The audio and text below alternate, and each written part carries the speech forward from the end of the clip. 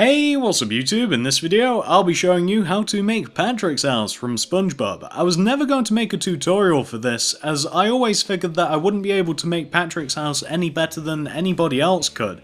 However, due to continued requests, I'm going to show you how to make what I made as a placeholder when I made the other two houses. And by the way, it's not supposed to look particularly impressive.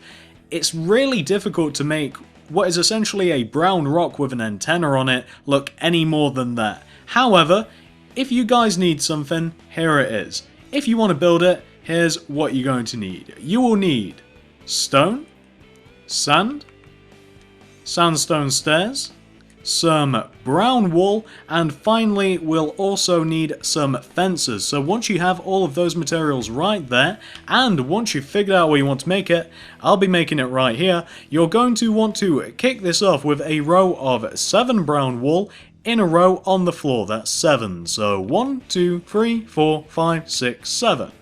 And the easiest way to make this, by the way, if we take kind of like a bird's eye view and look down on the floor, it'll probably be easier. So once you have your row of 7 brown wool, this is what you want to do. Starting from the left hand side of your row of 7, the first block, you want to do 4 up left diagonal. So you want to do this. So 1, 2, 3, 4.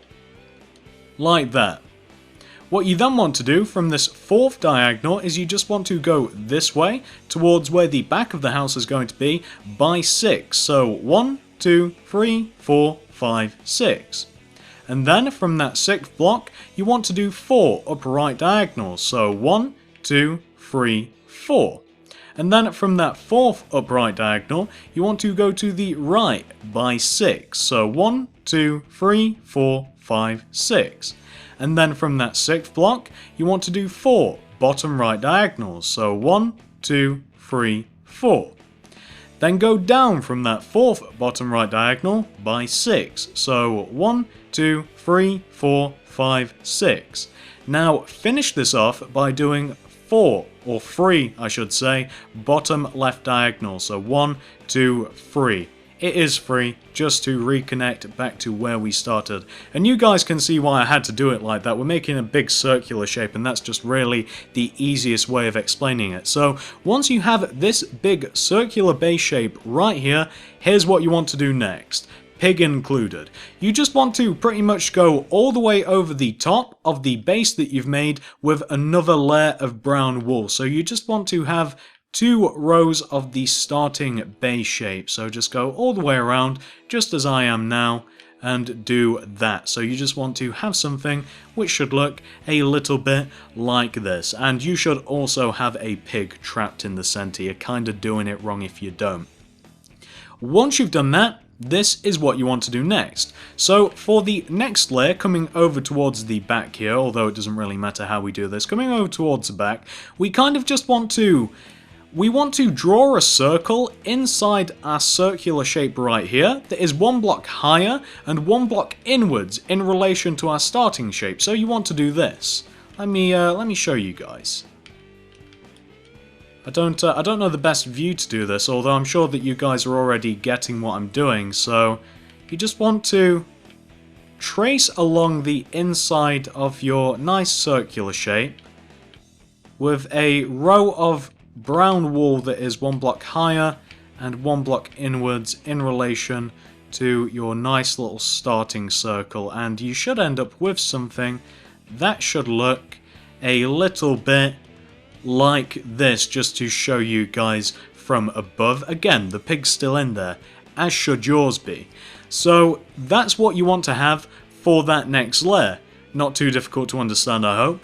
What you then want to do, once you've done that first layer, is add an extra layer on top of what you've just done. So just throw another layer of brown wool directly on top of the ever so slightly smaller circular shape that you've just made.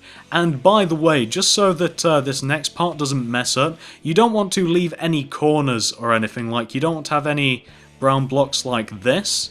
The blocks want to be diagonal to each other, otherwise it'll mess up this next bit. So you want to have something which should look exactly like this. Once you've done that, this is what you want to do for the next stage. We're going to be doing something ever so slightly similar again. So coming towards the back again, this is what you want to do.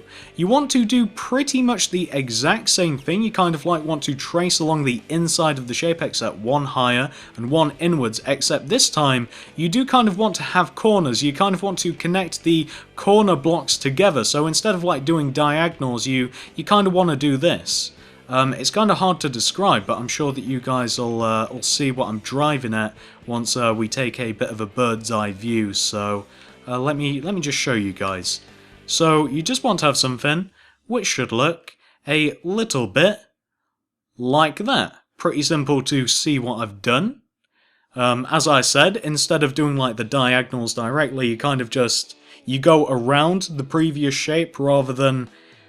Again, I can't really put it into words, but you guys should be able to see quite simply what I've done there. And once you've done that layer, we can actually move on to the next layer. There's only one layer of that, so moving on to the next stage where we are going to be doing the exact same thing. So for the next layer, we just want to then trace along the inside of the shape that we've just made there, which is ever so slightly easier now as we can actually just literally trace along the inside and we don't have to make up these corners here. So you just want to have something, you just want to have something which should look a little bit like that. Again, it's just the previous shape except literally just one smaller on each side. Very simple. So now all we have to do to finish this rock is put a lid on this, and that's essentially what we're going to be doing. So one block higher than the previous layer of brown that we were just working with, you just want to sit on top a layer of brown wool that pretty much just covers all of the empty space of that previous circle. So like I'm doing now, you don't want to intrude on any of the outline or anything like that. You just literally want to fill in all of the empty space. And you should have a shape which should look exactly like that, just to sit on top of your rock. Once you've done that, we actually only have one more thing required for the structure of this rock. So take out your fence and make this shape right here. You want to find the exact center block of the top of your rock, which is this one right here, and you just want to do this with your fence. You want to go up by 2 on top of it, and then from that second fence you just want to go to the right by 2. You also want to go to the left by 2. But on top of going left, on top of this first block going left, you just want to place one fence going up. And that is pretty much just Patrick's antenna right there. And I'm pretty sure that that's a pretty accurate description of it. Actually, it's not. He has an arrow on the top of his house, but that's pretty much as close as you can get. If you try and do an arrow, it kind of ends up looking weird. Maybe you guys would have better luck with that than me, but I found that that looks pretty good for the antenna. And once you've placed the antenna on top of the rock, this is what you want to do next.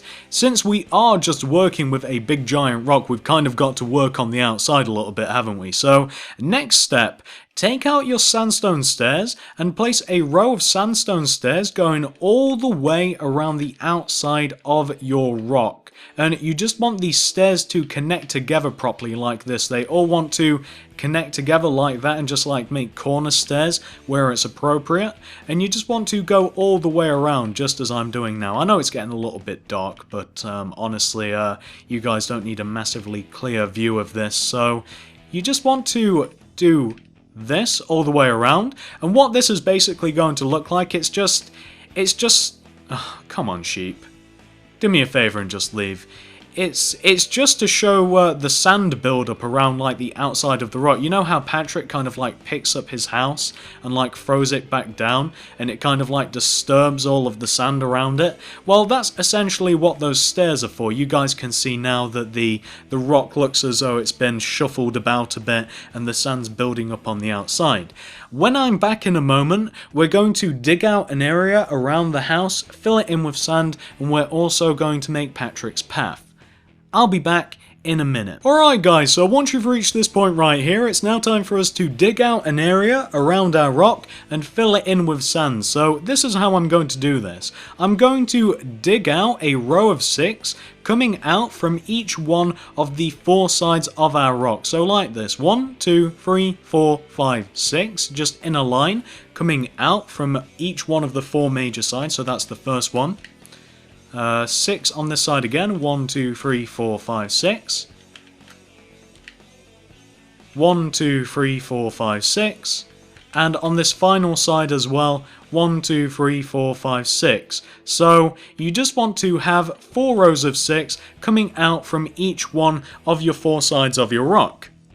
And what you then want to do is just connect them together, so we have like a big, nice, even square of open space once we've finished. So we're just marking out the area that we're going to dig out. Of course, you guys might not be so bothered as I am about having the area all nice and like even and the same shape and size and what have you. However, I kind of like things a little bit more uniform, to be honest. I like things to be all like planned out and measured out, so that's why I'm doing it like this.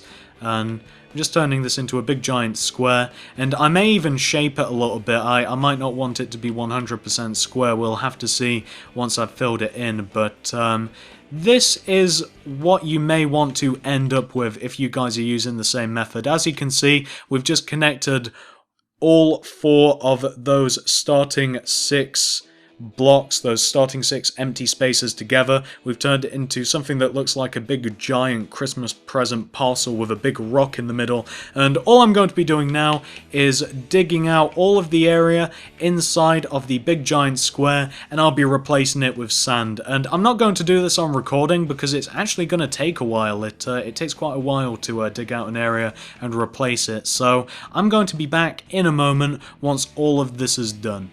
Alright guys, so as you can see, I've dug out the entire area and replaced it with sand. However, I don't think that the big giant square shape's the right shape. I think we need to shape it a little bit. You guys might be happy with it, and that's cool, but I'm not. So I'm just going to mess about with these corners a little bit. I'm going to make them look a little bit more rugged, maybe a bit more diagonal. I don't think that'll look any good either. Let me see. This is kind of experimentation time, guys. I'm sorry about this, but this is how you deal with problems. That might look okay. Let's take the other corner off and see how that looks.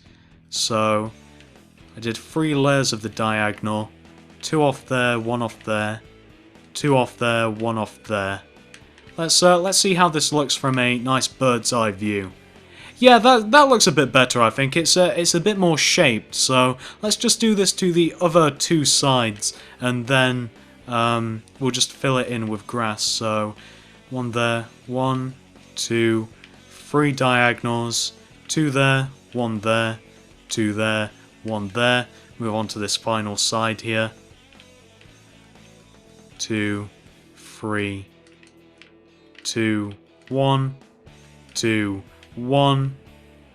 Replace all of this. Replace all of the destroyed blocks with grass, as we don't want any weird looking holes around our sand. And again, as I said, it's perfectly fine if you guys are quite happy with the square shape, but I'm not. I thought I might have liked it, but it looks way too man-made for me. I don't like it. So and obviously it is man-made as we've made it, but I would prefer it to look a bit more random, a bit more jagged. Let's see here. So just to take a bit of a bird's eye view, there we go. A bit more of a circular shape. I think that does look a little bit better. Hopefully you guys can figure that out for yourselves. If you like this, I think that you should be able to follow what I did quite easily. It's quite simple. You just knock off like 3 rows of diagonals, and then on the main side you go in by 2, and then the row just inside the main side you knock 1 off, and it makes it look nice and jagged, nice and random. I think that looks better. So the only thing left once you have completely dug out the area is this. We've just got to make Patrick's path, which actually runs all the way from his house all the way out onto the street, and it's quite simple. In front of the house, just line up the 3 middle blocks on the main side here, which are these 3 right here, knock all these out, and just replace the sand with stone. So you just want to have something which should end up looking a little bit like this. There you go. And that's just on the main side here, and that's the front of the house. You can tell because how the aerial's positioned. This sticky up block is on the left hand side of the aerial. And there you go, that is Patrick's house. Let's take a bit of a look around, shall we? Since we've completely finished it, there's nothing left that we can do. I really do wish, actually, that we could place some flowers about and make it look a little bit more SpongeBob-y, but you can't place them on the sand, unfortunately, so we're kind of stuck there. Or at least I don't think you can place them on the sand. Either way, if you can place them on the sand, and I'm wrong about that, although I don't think I am, I would probably place some like grass and some flowers and what have you on the sand, make it look a bit more SpongeBob-y. You know, they've got those bright coloured flowers and such, makes it look all cool. However, this is the 100% completed house. As I said, it's not massively difficult to do. I didn't spend a lot of time on it. However, I don't think I could do too much better, to be completely honest with you. I mean, you know, that's that. Is what it is. It's just a big giant brown rock with an antenna on it, surrounded by sand, with a nice little path leading up to it. That's probably the best you can get it looking with applying the least amount of effort, I'll admit that. Hopefully you guys had an easy enough time making this. Thanks for watching, and I will see you in the next video.